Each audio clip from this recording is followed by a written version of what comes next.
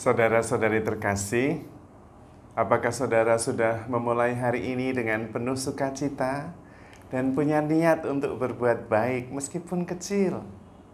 Semoga Tuhan memberkati niat baik saudara. Hari ini saya ingin mengajak kita semua merenungkan tentang kesembuhan. Sembuh itu ternyata macam-macam. Sembuh itu tidak selalu berarti ada bakteri atau virus, kemudian bakteri atau virusnya mati. Memang itu sembuh, tetapi bukan itu satu-satunya kesembuhan. Ada berbagai macam bentuk kesembuhan. Karena itu saya akan bercerita tentang macam-macam kesembuhan itu dan bagaimana kita bisa sembuh dan membawa penyembuhan bagi orang lain. Nah, itu yang penting. Kalau saya pada suatu hari di tempat yang sangat panas terik, berkeringat dan rasanya lelah, energinya tersedot oleh panas hari itu. Kemudian ada pohon rindang dan kemudian saya berteduh di bawahnya, lalu merasa adem, dan kemudian minum air yang dingin, rasanya seger. Itu juga sembuh dari cuaca panas. Kesembuhan salah satu contoh. Atau sesudah lelah mengerjakan sesuatu secara fisik, bersih-bersih rumah, atau membuat sesuatu dari kayu, atau mencangkul, menggemburkan tanah supaya bisa ditanami dan tanamannya subur. Dan sesudah lelah, kemudian duduk dan menyelonjorkan kaki, meluruskan kaki, sambil kipas-kipas. Lalu minum teh hangat, manis. Aduh, itu juga sembuh dari rasa lelah. Lalu kemudian kalau misalnya lagi emosi, tersinggung, wah, tekanan darah naik, marah. Lalu ketemu anak kecil yang lucu, yang polos, dan membuat kita terdistract, terganggu dari fokus kemarahan itu. Lalu malah melihat kelucuan anak ini yang polos, lucu, manis, dan kemudian malah ketawa.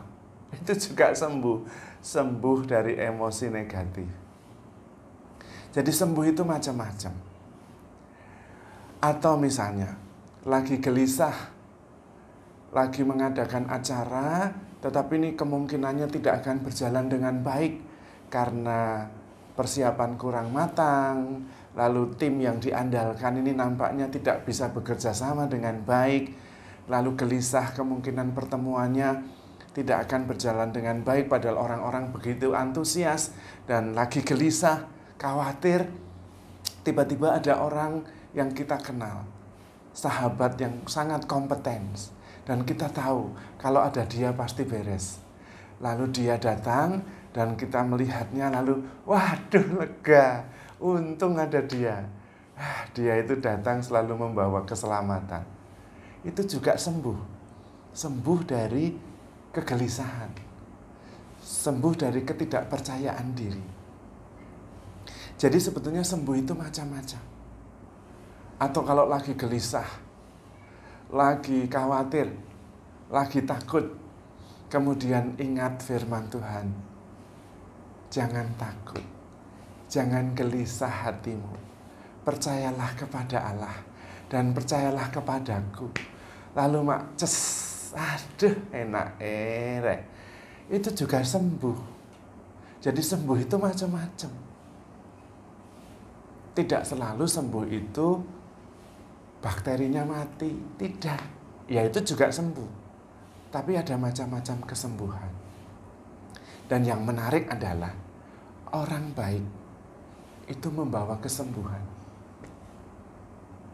Orang yang penuh Roh Kudus itu membawa kesembuhan. Orang yang damai, tenang, bijaksana, penuh wawasan, itu juga membawa kesembuhan. Sembuh dari pikiran yang sempit, sembuh dari kekhawatiran karena kurang percaya. Banyak macam kesembuhan yang bisa dibawa oleh orang yang tenang, oleh orang yang bijaksana, oleh orang yang hidupnya mendalam secara spiritual. Intinya, orang yang baik itu membawa penyembuhan.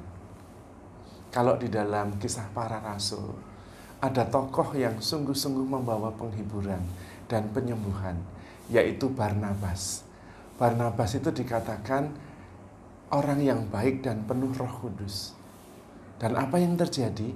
Karena kebaikan dan penuh Roh Kudus itu, banyak orang dibawa kepada Tuhan. Itu dia. Maka kalau mau menjadi pewarta, itu tidak harus melatih cara berkomunikasi yang bagus. Itu baik juga, tetapi bukan itu intinya. Bukan bersemangat, berkobar-kobar, menarik orang, membujuk orang supaya ikut apa yang kita imani. Bukan itu. Menjadi pewarta itu sederhana sekali. Meningkatkan kualitas pribadi. Makin baik hati, makin rendah hati, makin tenang, makin penuh Roh Kudus, maka akan banyak orang dibawa kepada Tuhan. Itu dia. Karena itu betapa pentingnya meningkatkan kualitas pribadi. Kalau Anda ingin mengubah dunia, cukup meningkatkan kualitas pribadi Anda sendiri. Makin mampu mencintai, makin sabar menghadapi kesulitan, makin murah hati dalam mengampuni. Yakin dunia berubah. Apalagi hanya suami atau istri atau anak, gampang. Dunia saja bisa berubah, apalagi hanya pasangan yang pada dasarnya sudah mencintai kita. Maka jangan putus asa, harus tetap tekun, terus berusaha, makin berkualitas sebagai pribadi, makin sabar menghadapi pasangan yang menjengkelkan, makin tenang dalam situasi kritis, makin percaya kepada Tuhan ketika tidak melihat ada jalan keluar, dan makin baik hati apapun yang terjadi. Maka semua akan berubah, bahkan dunia akan menjadi lebih baik.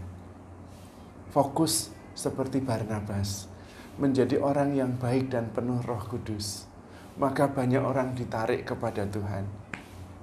Kita bisa menyembuhkan orang yang gelisah dengan ketenangan kita. Kita bisa menyembuhkan orang yang khawatir dengan keterampilan kita. Maka kita bisa datang menjadi cahaya yang membawa damai, membawa ketenangan, membawa kesembuhan.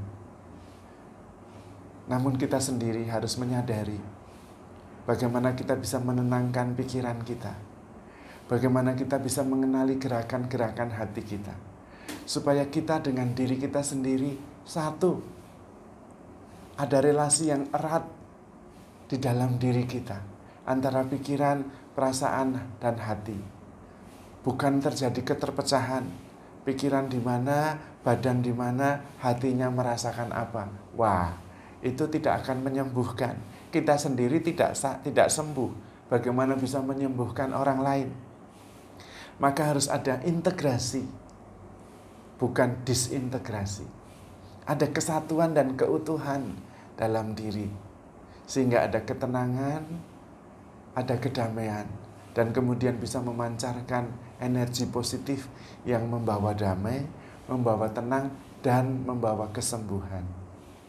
Maka saudara-saudari yang terkasih, sebetulnya yang paling penting adalah bersahabat dengan diri sendiri, mencintai diri sendiri, menjadi utuh penuh dalam diri, karena merasa dicintai oleh Tuhan, bersatu antara pikiran, badan, dan perasaan, serta hati, dan kemudian menerima diri dengan tenang, karena Tuhan mengasihi kita, menerima diri kita apa adanya, dan kemudian tidak menjadi gelisah, menjadi damai dan tenang, tetap tinggal dalam kasih Tuhan, baik dan buruk kita dicintai oleh Tuhan, apa adanya, tanpa batas, sepenuhnya. Maka kemudian kita juga bisa mencintai dan menerima diri sendiri, dan kemudian tenang, dan membawa damai dan ketenangan keluar. Dan itu adalah kesembuhan bagi alam semesta, termasuk saudara-saudari yang ada di sekitar kita. Maka penting sekali duduk diam, tenang, merasakan kasih Tuhan, dan menerima diri sendiri apa adanya, mengasihinya, menerima, dan tenang, damai dengan diri sendiri. Tidak sibuk dengan banyak pikiran yang membuat energi kita habis percuma, tetapi fokus pada ketenangan, kedamaian, dan kasih Allah yang membuat kita juga bisa tenang, full energi, bahagia, dan damai sejahtera, sehat.